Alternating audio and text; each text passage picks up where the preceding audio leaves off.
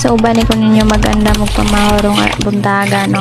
Magkinilaw tag talong no, ako na lang gihugasan ng mga talong no, cute kayo muragiya ha. Kunya pag humanuga syempre ato na yung gitago niya no. Kunya pag human ato na yung gisunod ang kamatis. Kunya pag human ato diha ang kay nangapiw sa tano kay dugay pa man sana siya maluto niya magpaabot pa sa tatong ka board meat.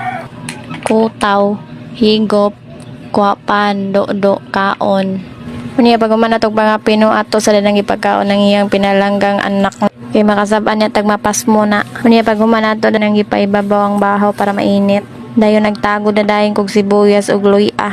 Kunya pag humanato na dayon nang gilapwaan ang atong mga talong. Kunya gyapil lang pud nato ng mga okra nga wa katubo no.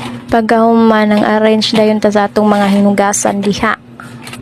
Ug sakto sa nabot natong gwapong ka board meat no. Kunya at ato na dayon gihabwa ang atong mga galapwaan no kay naluto naman. Kunya ato dayon nang gidugmok-dugmok diha. Kunya gisagol dayon ang mga laman. Kunya ato dayon nang giwitikan diha og gamayng asin, gamayng bitsin niya atong kinakusgan nga suk nga halang kayo og aslom sad kayo. Murag imong naw. Kunya bago man ato dayon nang gimikos-mikos diha. Kunya ako nang giprito ang sobra. Kunya giapil na lang nako ang nag-inusarang buwad kay luoy kayo.